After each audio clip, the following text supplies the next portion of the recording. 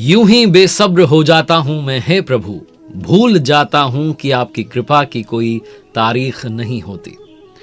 नमस्ते, आप देख रहे हैं गीता ज्ञान। मैं हूं आरजे कार्तिक। श्रीमद् भगवद गीता के 6ठे अध्याय तक हमने बात की। 7वें अध्याय के सार में आपका स्वागत है। अब तक भगवान श्री कृष्ण ने बहुत सारी बातें, बहुत सारे प्रश्नों के उत्तर दिए। उन्होंने समझाया कि मुझ तक पहुंचने के 2 रास्ते हैं, ज्ञान योग, निष्काम कर्म योग। कर्म करना पड़ेगा, यज्ञ जो है उसे करना पड़ेगा। यज्ञ करने की विधि क्या है, तरीका क्या है, ध्यान कैसे करना चाहिए, बहुत सारे सवालों के जवाब दिए। वर्ण संकर क्या है, अवतार क्या है, कब प्रभु के दर्शन होते हैं, बहुत सारी बातें हुई।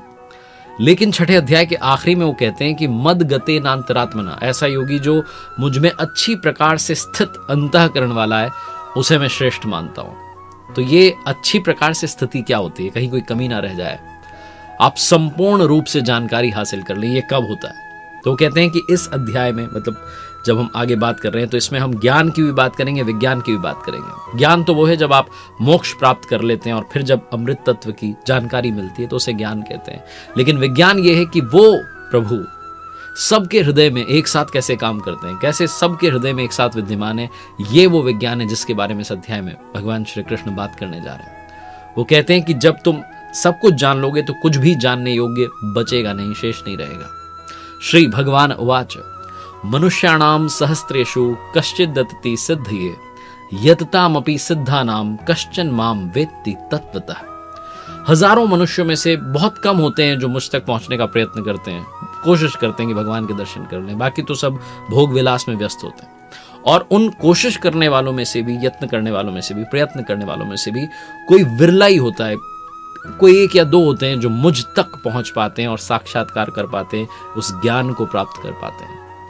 तो ये जो संपूर्ण रूप से जानकारी है, जो समग्र तत्व है, जिसे श्रीमद् भगवद गीता की यथार्थ व्याख्या, यथार्थ गीता में परमहंस स्वामी श्री अड़गड़ानंद जी महाराज जी ने बताया है। और मैं आपसे भी रिक्वेस्ट करता हूं कि अगर आप घर बैठे पढ़ना चाहते हैं तो मंगवा सकते हैं www.यथार्थगीता.com से। ये क्या एक जगह पर है या ये जो समग्र तत्व है ये सर्वत्र व्याप्त है, इसके बारे में भगवान श्री कृष्ण कहते हैं। श्री भगवान उवाच भूमि रापो अनलो वायु खम मनो बुद्धिरेव च अहंकार इतीयम में भिन्ना प्रकृति रष्टधा। हे अर्जुन, भूमि, जल, अग्नि, वायु और आकाश, और साथ में मन, बुद्धि और अहंकार, ये 8 प्रकार के भेद हैं। ये मेरी प्रकृति है। इसे अष्टधा मूल प्रकृति कहा जाता है, जिसके बारे में यहां वर्णन किया गया है। आगे कहते हैं कि ये तो 8 प्रकारों वाली जो है मेरी अपरा प्रकृति है, यानी कि जड़ प्रकृति है। इससे दूसरी को तू जीव रूप परा, यानी कि चेतन प्रकृति जान, जिससे संपूर्ण जगत मैंने धारण किया हुआ है, और वो है जीवात्मा।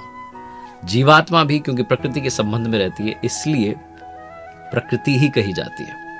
भगवान श्री कृष्ण आगे कहते हैं कि ऐसा समझ कि जितने संपूर्ण भूत जो हैं एतद्योनिनी, इन महाप्रकृतियों से परा और अपरा प्रकृतियों से ही पैदा होने वाले। मैं संपूर्ण जगत की उत्पत्ति हूं और प्रलय रूप हूं। जब प्रलय की बात आती है तो अलग अलग तरीके से अलग अलग टीकाकारों ने बहुत अलग अलग तरीके की बातें कही, लेकिन यहाँ यथार्थ गीता में स्वामी जी कहते हैं, जो मैं पढ़ता हूँ और आपसे भी रिक्वेस्ट करता हूँ कि आप पढ़ें, क्योंकि यथार्थ व्याख्या आपको श्रीमद् भगवद गीता की पढ़ने को मिलेगी। स्वामी जी कहते हैं कि जो प्रलय है वो महापुरुष के, योगी के हृदय में होता है, वो जो दर्शन है वो अंदर होते हैं।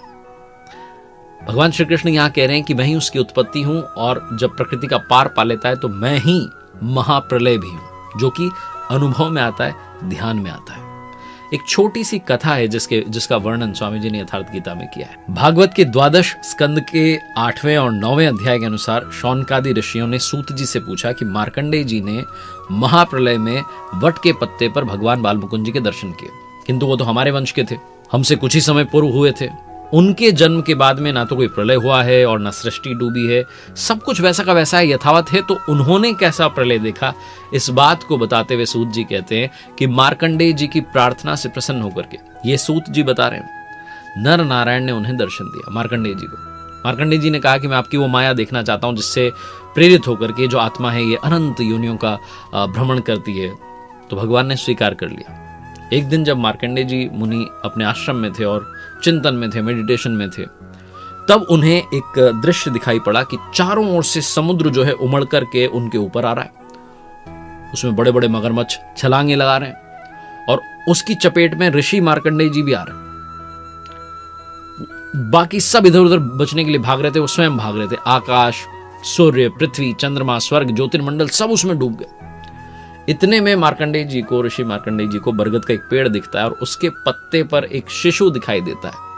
श्वास के साथ में वो उस शिशु के पेट में चले जाते हैं, उदर में चले जाते हैं और अपने आश्रम को, सूर्य को, ज्योतिर्मंडल को, इस सारे एनवायरनमेंट को जीवित पाते हैं और वापस से उस श्वास के साथ में उस शिशु के पेट से बाहर आ जाते हैं, उदर से बाहर आ जाते हैं। जब आंखें खुलती हैं, नेत्र खुलते हैं, तो ऋषि मार्कंडेय जी अपने आप को उसी आश्रम में पाते हैं। ये छोटी सी कथा बताती है कि हजारों करोड़ों वर्षों के भजन के बाद में, उस तपस्या के बाद में उन मुनि ने, उन ऋषि ने उस महाप्रलय के दृश्य को अपने हृदय में देखा, अनुभव में देखा। बाहर सब कुछ वैसा का वैसा ही था, क्योंकि भगवान श्री कृष्ण कहते हैं कि ये जो प्रकृति है ये अनादि है, ये अनंत काल से चली आ रही है और चलती रहेगी। भगवान श्री कृष्ण अब अपने विस्तार को समझाते हैं।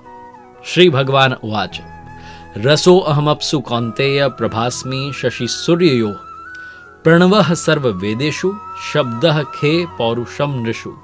भगवान श्री कृष्ण कहते हैं कि ये कौन्तेय है अर्जुन, जल में मैं रस हूं, चंद्रमा में, सूर्य में प्रकाश हूं, वेदों में ओमकार हूं, आकाश में शब्द हूं, पुरुषों में पुरुषत्व हूं, पृथ्वी में पवित्र गंध हूं, अग्नि में तेज हूं, जितने जीव हैं उनमें उनका जीवन हूं और जितने तपस्वी हैं उनमें उनका तप हूं। श्री भगवान उवाच बीजम माम सर्वभूतानां विद्धि पार्थ सनातनम बुद्धिर बुद्धि मतामस्मि तेजस तेजस्विनामहम। भगवान श्री कृष्ण कह रहे हैं कि हे अर्जुन, जितने तो संपूर्ण भूतों का जो कारण है, बीज है, वो मुझे जान। वो कह रहे हैं कि मैं बुद्धिमानों की बुद्धि हूं, तेजस्वियों का तेज हूं। वो कहते हैं कि ये जो प्रकृति है ये 3 गुण वाली है, त्रिगुणात्मक है। इसको डिफाइन करते हैं। श्री भगवान उवाच त्रिभिर गुण मयेर भा वेरे भी सर्वमिदम जगत मोहितम ना भी जानाति मामेभ्य परमा व्ययम। सात्विक, राजस और तामस, ये जो 3 गुण हैं, इनके ही कार्य से, इनके ही भाव से ये जो सारा जगत है, ये जो सृष्टि है, ये मोहित हो रही है। इसलिए लोग मुझे समझ नहीं पाते, क्योंकि इन 3 गुणों से, इस त्रिगुणात्मक प्रकृति से मैं ऊपर हूं। वो ज्ञान की भी बात करते हैं, विज्ञान की भी बात करते हैं। वो कहते हैं कि जब तक भी अंश भी इन गुणों का विद्यमान है, तब तक कोई मुझे जान नहीं पाता। 4 प्रकार के मुझे भजने वाले हैं, ऐसा भगवान श्री कृष्ण बताते हैं और कहते हैं। श्री भगवान उवाच चतुर्विधा भजन्ते माम जनाः सुकृतिनो अर्जुन आर्तो जिज्ञासुरर्थार्थी ज्ञानी च भरतर्षभ। भगवान श्री कृष्ण कहते हैं कि अर्जुन, सुकृतिनः उत्तम यानी कि जो नियत कर्म है, जिसके परिणाम में मोक्ष प्राप्त हो रही है, उसको करने वाले, अर्थार्थी यानी कि सकाम, आर्त यानी कि दुख से छूटने की इच्छा वाले, जिज्ञासु यानी कि दर्शन की इच्छा वाले, जानने की इच्छा वाले, ज्ञानी यानी कि जो प्रवेश की स्थिति में पहुंच चुके हैं, बस पहुंचने वाले हैं। ये जो 4 प्रकार के भक्तजन हैं मुझे भजते हैं। अर्थ का मतलब वो नहीं है जो हम सांसारिक अर्थ, जो हम धन की बात कर लेते हैं। सबसे बड़ा धन है आत्मिक संपत्ति। सांसारिक जो आपकी कामनाएं हैं उनकी पूर्ति करते करते भगवान आपको अपने आप उस संपत्ति की तरफ बढ़ा देते हैं, क्योंकि उन्हें मालूम है कि इतने में मेरा भक्त जो है वो सुखी नहीं होने वाला है।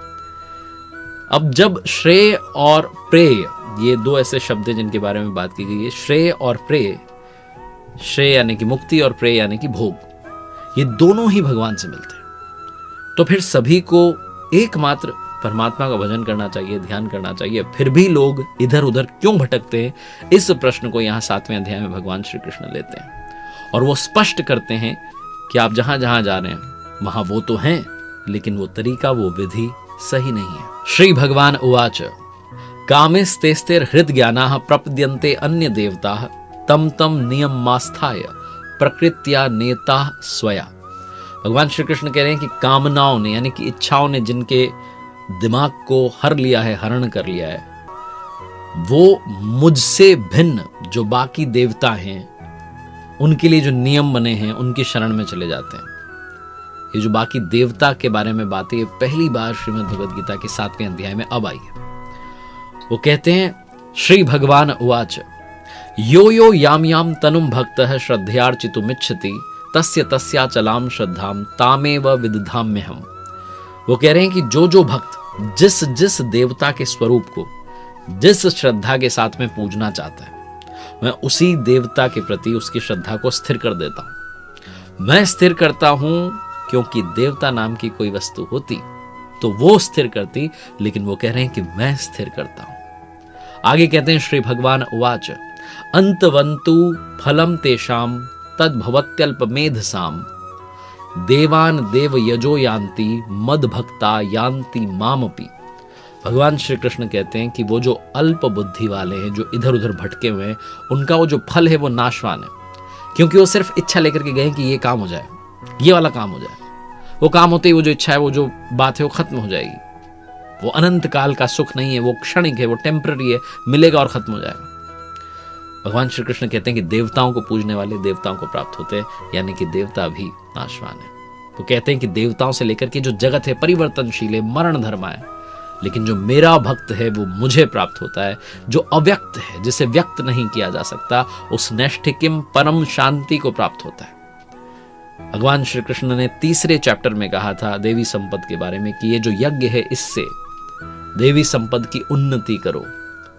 देवी संपद का मतलब है ये वो संस्कार हैं जिनको आप अर्जित करेंगे, इकट्ठा करेंगे तो उस जगह तक पहुंचेंगे, उस परम पराकाष्ठा तक पहुंचेंगे जिसे मोक्ष कहा जाता है। देवता जो हैं वो हृदय के अंतराल में जो पुण्य होते हैं, जो सद्गुण होते हैं, उन्हें अर्जित करने का नाम है। ये अंदर की बात है, लेकिन समय के साथ साथ जैसे जैसे समय आगे बढ़ता गया, लोगों ने शास्त्र पढ़ना छोड़ दिया, उनका मतलब समझना छोड़ दिया, तो जो अंदर की वस्तु थी, जो अंदर के गुण जिन्हें देवी संपद कहा गया है, वो बाहर आकर के देवता बन गई। भगवान श्री कृष्ण कहते हैं कि मैं अपनी योग माया से ढका हुआ हूं, इसलिए सबको दिखाई नहीं देता, जिसके बारे में चौथे अध्याय में भी बात की कि मेरा जो जन्म और कर्म है वो अलौकिक है। वो इन चर्म चक्षुओं से, ये जो आंखें हैं, इनसे दिखाई नहीं देगा। वो जो अवतार है, वो जो प्रलय है, महाप्रलय है, जिसको अनिर्वचनीय कहते हैं, डिस्क्राइब नहीं कर सकते आप। वो स्थिति जो है वो हृदय में आती है, वो उस अनुभव में आपको दृश्य दिखाई देता है। लेकिन भगवान श्री कृष्ण यहाँ पर वो जो बाकी देवताओं की बात की है, उससे ये भी समझाना चाहे कि सारी बात अंदर की है, लोगों ने समय के साथ उसे बाहर की बना दिया। भगवान श्री कृष्ण कहते हैं कि मैं अतीत, वर्तमान और भविष्य में होने वाले जितने प्राणी हैं सबको जानता हूं, लेकिन कोई मुझे नहीं जानता। क्यों नहीं जान पाता? इस पर कहते हैं श्री भगवान उवाच इच्छा द्वेष समुत्थेन द्वंद्व मोहेन भारत सर्वभूतानि सम्मोहम सर्गे यान्ति परंतप।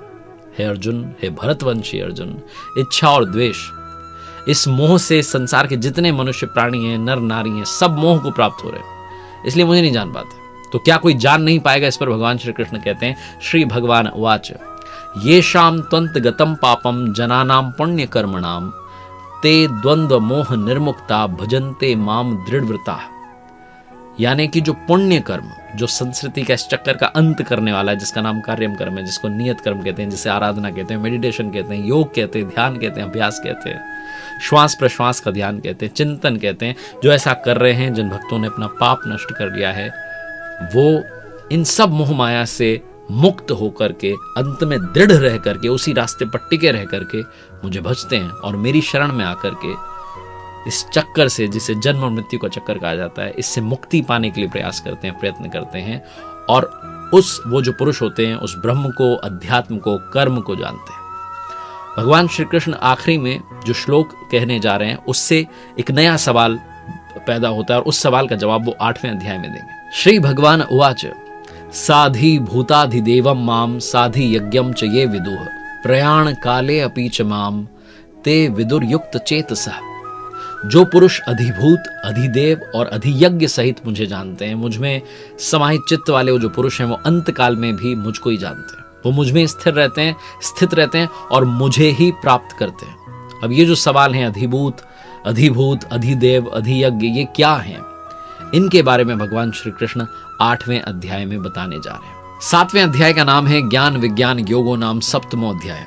इस 7वें अध्याय में 7th चैप्टर में ज्ञान की भी बात हुई है, विज्ञान की भी बात हुई कि किस तरीके से वो सबके हृदय में विद्यमान है।